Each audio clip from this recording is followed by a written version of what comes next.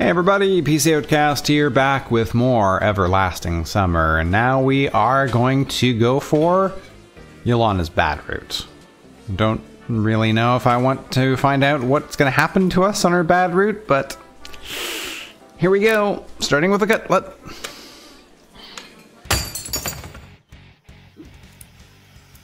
We need to get, well, at least 6. I'll take the keys. Keep silent.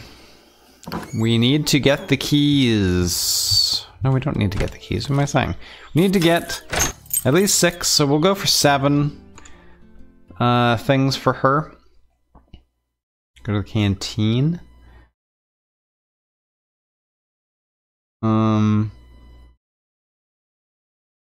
Sure. I believe that's 2.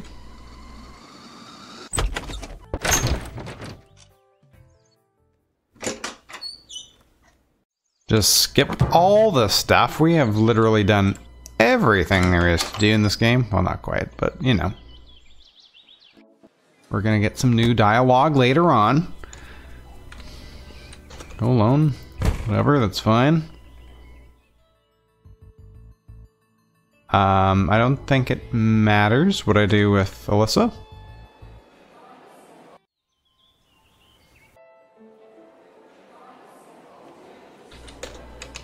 Skip that tutorial, and we need to lose against Yolana. That is number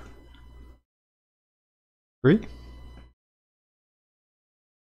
And I don't know. Let's go to the bus stop. Oh, this is new dialogue. The events of the past day kept flashing brightly in my head. That damned useless checklist, the stupid tournament. Right now I don't want to do a single thing or talk to anyone. I don't even want to start thinking about my current situation.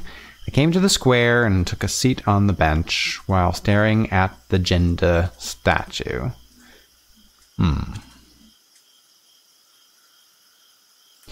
I don't know how long I was sitting like this, but finally crickets chirping brought me back to reality. I got up and blindly walked in a random direction. The bus stop. Somehow, for the second day in a row, I find myself at this place. Maybe subconsciously I feel that the bus will be waiting for me here to take me back to the real world? Very unlikely. On the other hand, why not? Got dark already. I was just standing there and gazing at the night sky. Astronomy has never attracted me so much as astronautics. It always has been more interesting to look at the pictures of far constellations, nebula, and galaxies made by artists than to try and figure out how to measure angular velocities and masses of stars. But certainly, I would be able to find the Great Bear constellation. But if I get lost in snow forests, my only way to find the way out would be that little knowledge about moss growing on the north side of a tree. Apparently, that is not necessarily true. However, I still don't think that would help me to get out. After a couple of minutes, I headed back to the camp. Okay, so we got a tiny little bit of new info there. Fine, whatever.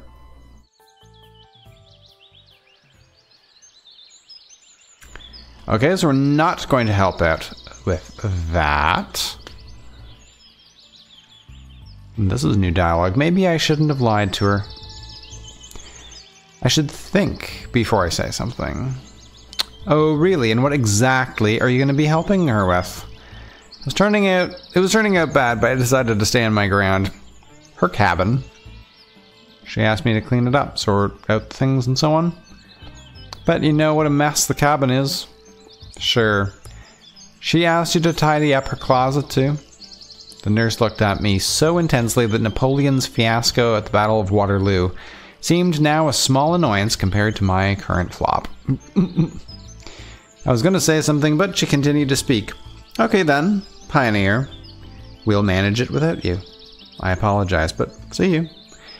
I said and looked at Lena. She stood looking at the ground like before, blushing more and more. It's right. I'll manage it on my own. Okay, then. And an awkward silence followed. I wanted to sink into the ground because of my lame lie that had probably offended Lena. Well, goodbye then? Bye. The nurse was still smiling spitefully. I turned and walked away, almost running, though in fact I really wanted to run. Common sense advised me not to. I came back to my senses. Whoa. Forgot to mute my phone. I came back to my senses when I reached the square.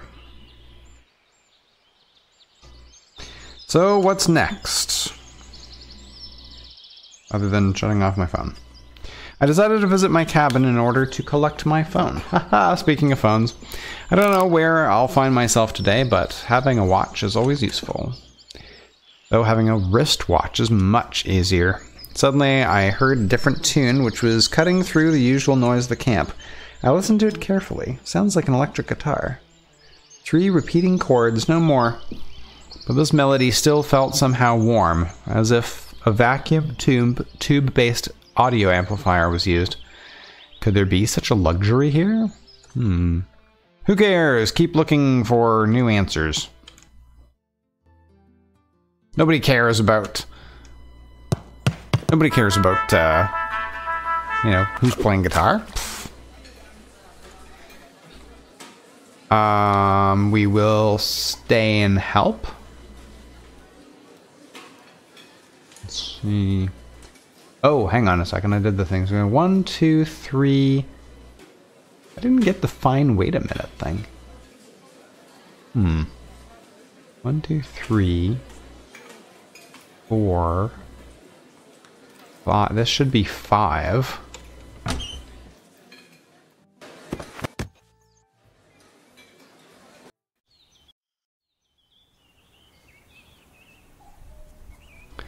Slavia left. I probably should not refuse her after everything she did for me, but I wasn't made for such activities. Oh, interesting. The pioneers kept on dancing. At least they like the ball. Olga danced too? I consider that not really appropriate. It's actually too bad you can't, there's no Olga route. The leader has to keep order around, especially since she is not 17. Olga came over to me as if she felt that someone doubted her professionalism. Why are you not dancing? I don't really want to. Your choice. She smiled cunningly. Then I have a perfect task for you. Oh no. Task? Which is? Any other activity seemed better than dancing. You cleaned the canteen well today, but I think you haven't fully atoned yet. Huh? Yolana. What? Come here. Yolana came over to us reluctantly. I see you've had enough dancing for a long time to come. No, I haven't. She was sweating like a pig, so it seemed that the leader was right. I have a task for you and Semyon. But Olga, Yolana begged. It's dance time now, and it's late. It won't take much time. Slavia was sorting the books in the library, but hasn't finished. You have only a couple of shelves to do. But no buts. For goodness sake. I don't like public work, but dancing? I'm ready! Good job, Semyon. That's my boy. A real pioneer. You should follow his example, Yolana. Yolana didn't appreciate such an example, though. So do it. The whole camp is relying on you. I'll remember this, she hissed. Camp in the evening was beautiful. Silence and peace calmed me. Only the distant music from the square reminded me that I'm not alone here. And Yolana, who just came back... You could do the cleaning in your dress, though. I grinned. This is all your fault. She breathed heavily and her face was as red as a tomato, so I wouldn't have been surprised if steam started coming out of her ears. You. It is all your fault. Why me again? If only you'd just been quiet. What would have changed? She'd make us do it anyway. You. She wasn't able to speak normally and just hissed. So what if I kept silent? Do you think she would let you keep on having fun? Yolana looked at me. She seemed to calm down a bit. Really, you don't care at all. You can't even dance. So what if I can't? If you danced with me, it would have been fun. She returned to her usual childlike mode. Yeah, it might have. But you see how the things turned out. We won't have a chance to see who's a better dancer. We approached the library. It was already dark outside. I was slightly surprised by Olga's request, or more like an order, to sort the books at night. This is so bizarre. There's no light inside and the switch didn't work, unpleasantly clicking with every push. It might have actually worked properly, but the lights weren't turning on. Wait, I'll get the candles. I was just about to ask how she knows where the candles and matches are when two small lights appeared on a table next to me. That's better, Yolana said, satisfied with herself. What's next? What's what next? She looked at me inquiringly. What will we do next? Pfft, how should I know? She chuckled. Great. I walked around the bookcases. Olga said something about a couple of shelves. I touched the books and made sure that there was no dust on them. It looked like somebody did a really good job before us. Having examined the whole library, I didn't find anything to clean. The leader must have made a mistake. Suddenly I heard footsteps from behind. The old cracked floor was squeaking, so Yolana wasn't able to sneak up on me unnoticed. Boo! I turned around. Oh my god, I'm so scared, please. Ah, whatever. She turned away resentfully. Looks really clean in here, so... The dimly illuminated rows of books looked at me reproachfully. Unknown authors from long forgotten years. I wonder if anyone still remembers them. Xenia must remember. I'm sure she remembers everything. Okay, sit down. Yolana moved a chair over to me. I sat on it. So what's next? Let's tell scary stories to each other. We have 2 chairs and 2 candles, so there should be 2 stories, one mine and one yours. Okay, I agreed without thinking. I hadn't the slightest intention of going back to the dance, and going by my experience, there was nothing to do in the camp at night. Especially as I knew a couple of nice stories, which would be able to really scare Yolana. And that was awesome. You first? Okay. She made herself comfortable, embraced the chairs back with her arms, and moved the candle as close to her face as possible. Once upon a time, in a village far away, lived a boy. Just a normal boy. He went to school, played with other children. There was nothing special about him. One day he made a bet with his friend that he wasn't scared to go to the abandoned house. Yolana left a long pause. So, what was in that house? Don't interrupt me. Inventing it on the fly? She pouted her lips and continued. They say a witch has lived in that house, and people still see her ghost there at night. Nobody knew for sure, but everybody was scared. Boyd said that it was all nonsense, and he was ready to spend a whole night in there, so he did. But he didn't return in the morning. He was found hanged. Yolana stopped talking again. Thrilling. Did he hang himself with his shoelaces? I said skeptically. He frowned again. Is that the end? Of course not. They buried the boy, the way it was supposed to be, the coffin and stuff. His relatives and friends grieved, but they couldn't bring him back. After a few days, people started to disappear in the village. Nobody knew how or why. They just vanished into thin air. The villagers wanted to call the police, but a friend of that boy who hanged himself in the witch's house told them that he'd seen the boy. Nobody believed him at first, but people kept on disappearing. Then the villagers decided to dig up the coffin. There were long nail scratches on the inside of the lid, but there was no body. Where did he go? Yolana moved the candle away from her and made a scary face, or at least what she thought was scary.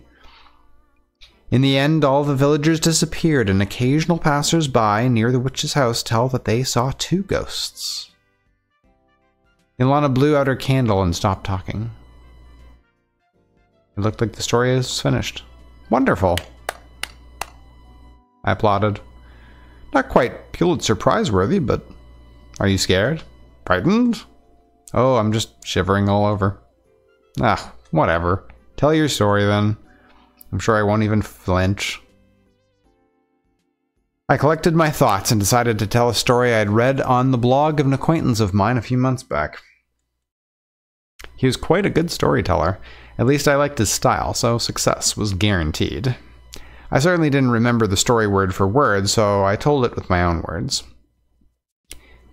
There's a faraway space station, the last boundary of humanity, locked on the border with a hostile civilization, the 3rd month of the ceasefire. It can't be really called a ceasefire, more like not a war. A small group of survivors is exhausted by a long siege. On one hand, they can't retreat, leaving the outpost. On the other hand, they understand that they won't last even a minute if the enemy attacks. Despair is the best word to describe their situation. The food is running out. There is ammo only for a few shots, which will only seem like greeting fireworks. There's only plenty of air and water, owing to the regeneration systems. People didn't talk to each other for weeks at a time. They may not see the point of wasting their time on communication while death is at the door. Or behind meters-thick station armor, to be precise. It is really better just to wait for the rescue or enemy's attack. Both outcomes will lead to the end of this torture. This situation looks like a chess game against an invisible opponent. It's the hardest part. Endgame. Any wrong move will lead to defeat, yours or your enemy's. But does the enemy know about it? They may be afraid of making a wrong move too. Meanwhile, the humans may move their king, but only 1 square forward and then 1 square back again. Any other move will automatically lead to defeat. A step forward is an implied threat to attack, and a step backward is a deliberate necessity of defense. The game would be much easier if the opponent was sitting in front of you. Even an experienced chess player can't hide nervous eye movements, the occasional drop of sweat or shaky hands. On the one hand, everything is futile. Everyone realizes that the situation is hopeless because no one would decide to make a move to escape the imminent defeat. On the other hand, when seeing the opponent in front of you, understanding that he is totally like you and can make a mistake, you can more easily stake everything. The opponent may feel the same difficulties. These are the circumstances of the few men and women on the edge of the universe. There were no orders from headquarters for several days. Though the last orders had contained nothing useful, only the usual demand to keep on defending. 1 square forward, 1 square backward. The swinging of an eternal pendulum. At the beginning of the 4th month, the commander decides to retreat. He reasons that the lives of his soldiers are more important than the mythical ideals of humanity. No one will judge him for this. Moreover, they can't change anything. The preparations don't take much time. The greatest asset you can save from a sinking ship is your life. The whole station crew board the rescue vessel. The launch sequence starts. 3, 2, 1, and nothing. The bay doors don't open. They send mechanics to check for malfunctions, but they find nothing. They don't find anything. The doors should open, but they don't open the 2nd time, or the 3rd time. The commander orders his crew to leave the station in rescue pods, but they can't launch either. They explain it's technical, but malfunctions. The crew tries to communicate with headquarters in vain. After a few days, the executive officer notices that there's nothing on the radars. Nothing at all. No planets. No asteroids. No enemy ships. Just an endless darkness. They run out of food in a month. Everyone thinks that this is the end, but no one dies. Not after a day, a week, not even after a month. As if there's no need for food to sustain human life. At this moment, the majority of the crew goes insane. Some of them just stay in their rooms and pray. Some wander around the station. Some try to commit suicide. But neither point-blank shots with a plasma gun or hydro-tank diving, nor even simply slitting the veins brings any results. Days pass by, months, or maybe even years. Nobody keeps track of time. Insane people recover their minds again, and normal people go insane. It repeats many times. In the end, the crew accepts its condition. They start to make up occupations. Theatrical stagings, sports tournaments, readings of self-written books. A lot of family couples appear and many more break up. It's an infinite flow of time, an enclosed loop of a human life. And only the darkness on the radar reminds them of the emptiness outside, but there's an emptiness inside the station too. In the end, people stop living. They just lie in their rooms and sleep. Not 24/7 at first, but as time goes by, they learn to fall into a trance. Every person has his own dreams. One returns to his childhood, one gets his lost love back, one defends the ideals of humanity with a blaster in his hands, some others just wander in space. Shabby from skirmishes with the enemy, a rescue vessel docks with the station. The boarding squad gets inside. The whole station looks like a piece of scrap metal which has floated in space for thousands of years. The reactor had shut down a long time ago. There were marks of the laser shots on the walls. The equipment was all smashed. They found decaying skeletons of people who died horribly defending the frontier of humanity in almost every room. And only one cryptic message sent to the headquarters implied that something was wrong. Save us. We just want to die. I finished the story and looked at Yolana. Her face was concealed by the darkness. So, that's the story. I blew out the light. Oh boy. Yolana shrieked, rose up, and threw herself towards me. We fell on the floor. What's up with you? Nothing. Her voice sounded very scared. Looks like my story hit the jackpot. I mentally congratulated myself. Yolana wasn't having fun, though. She embraced me, shivered, and sobbed. What's wrong with you, you silly thing? I patted her head. It's just a story. It's not real. You and your stupid stories. Yolana cuddled up to me more. Were you that scared? Yeah. Frankly, I didn't expect such an honest answer from her. Everything's all right. Time heals all wounds. She'll calm down. Listen, Semyon. What? Never mind. It's nothing. She buried her face in my chest. Minutes passed. Okay, I understand. Maybe we should go? I listened. Yolana snored quietly. Hey, wake up! Can you even fall asleep from fear? Wake up, I said. No reaction. I tried to stand up. Yolana certainly didn't weigh more than 40 kilograms, but imagine myself lying under such a weight. It's really not easy to stand up. You'd think that Yolana was dead if not for her breathing. I certainly could make more effort, but then I'd wake her up and it'd all start again.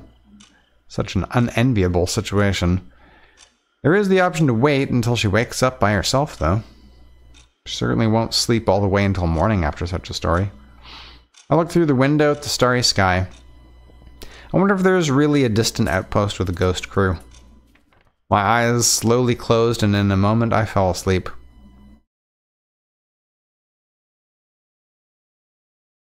How does this keep happening to you guys? Day 4. I felt warmth in my dream. It happens sometimes. Your brain is not completely awake yet, but you still feel the sun shining in your eyes, and when you wake up, you blink for some time to get used to the light. It was a wonderful morning. The birds were singing, the air was fresh and fragrant, and the world was bathed in daylight. I'd stay in bed for some time longer, but something was not quite right. All yesterday evening's events flashed through my mind.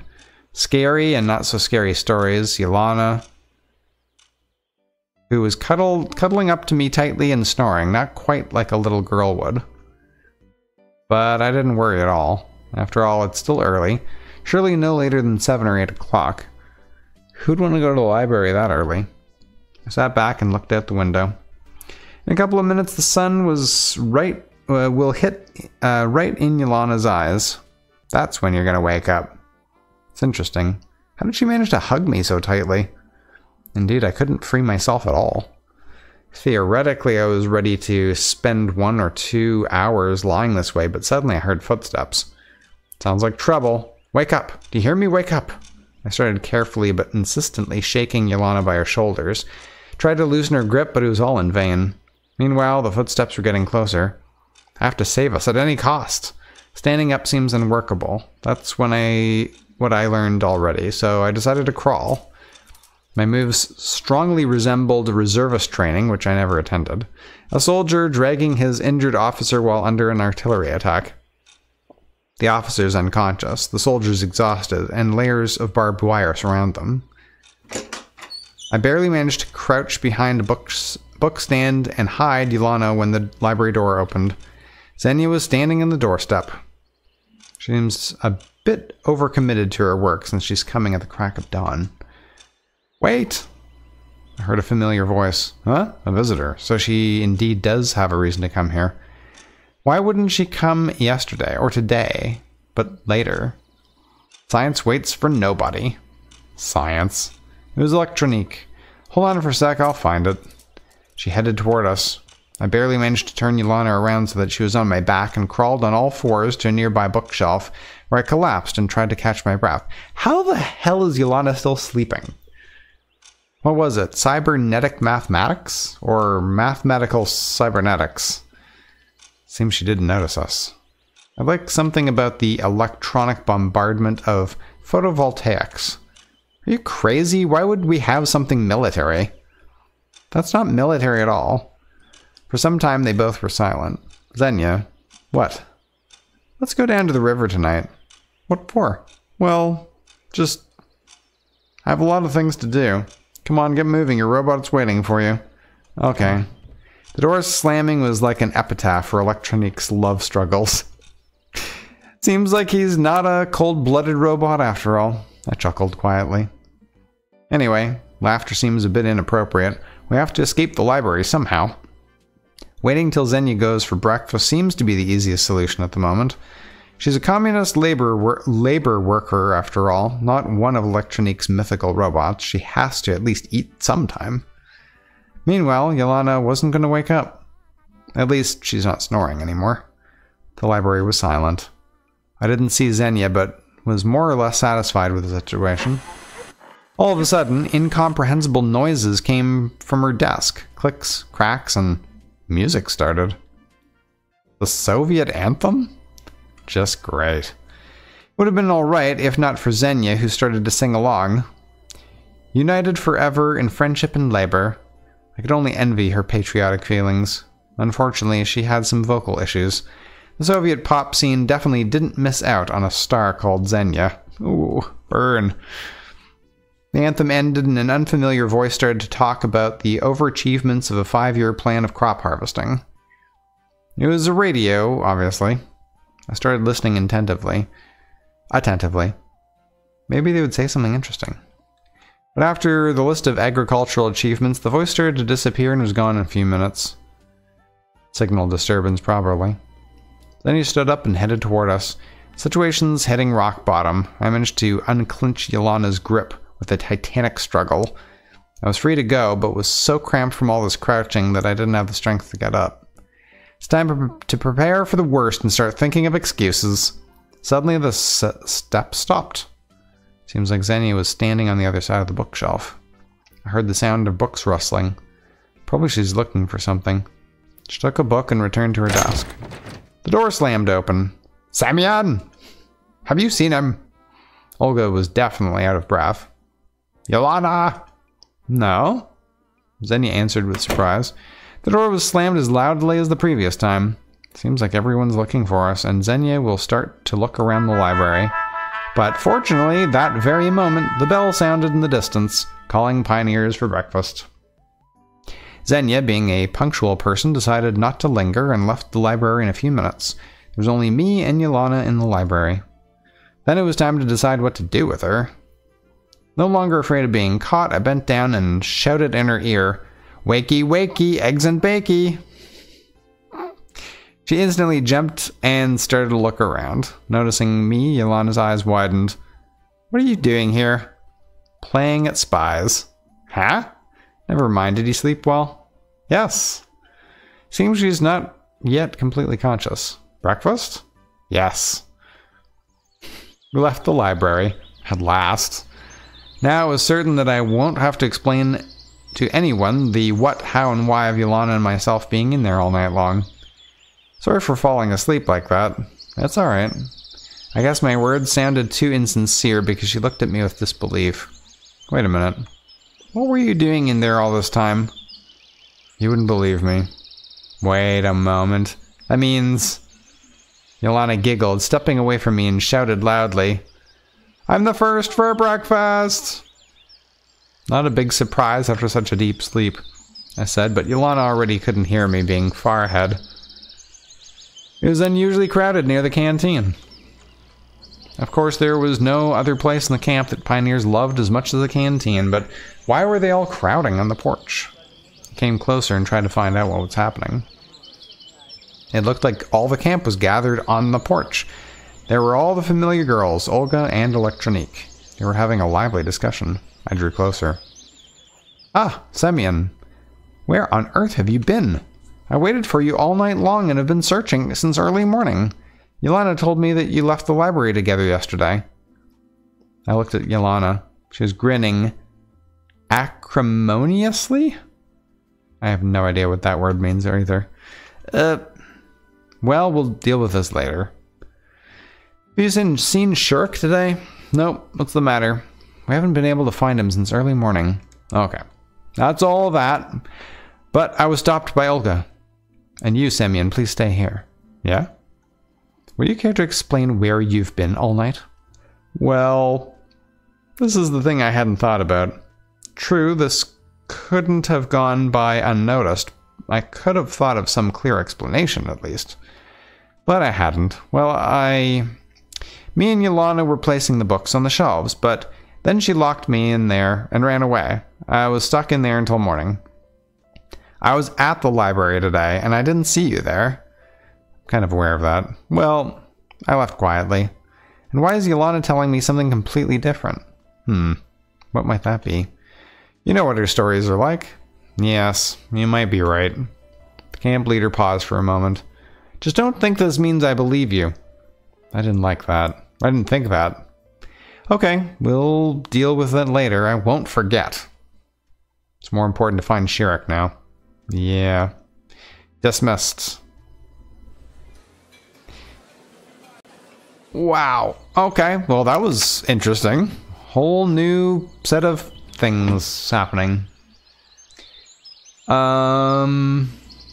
I did 1, 2, 3,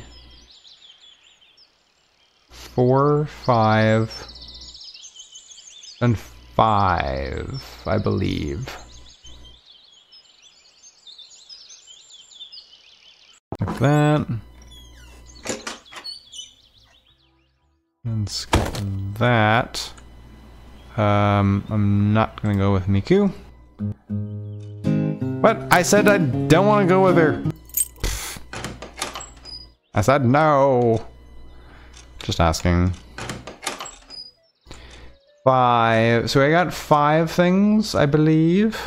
Gonna do the food poisoning. That's number 6. Won't ask about the bundle. Not gonna give her the activated carbon. Not going to eat the apple. Boom.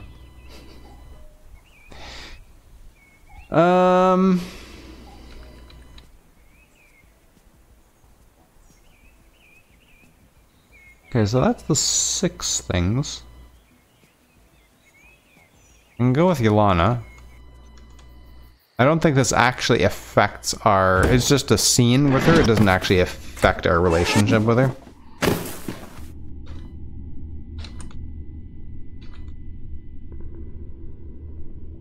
Skip, skip. I wish I could skip these options as well. And we're back. And it's day 5.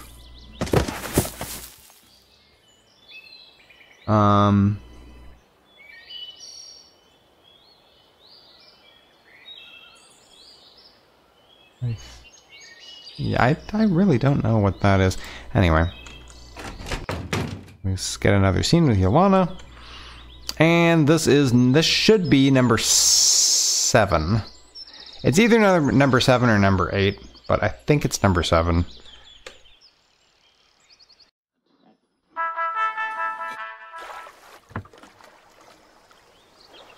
This doesn't really matter.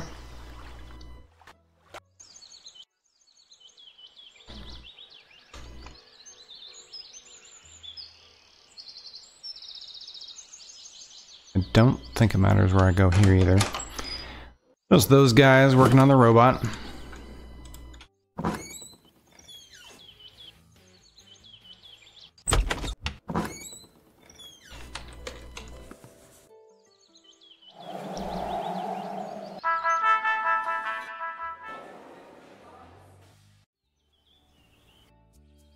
Getting towards the end of another day. I am not going to try to find out what's going on with them. Doesn't really matter. And we'll go with Yolana. Or go to find Yolana. Do this whole thing. We're on to another day.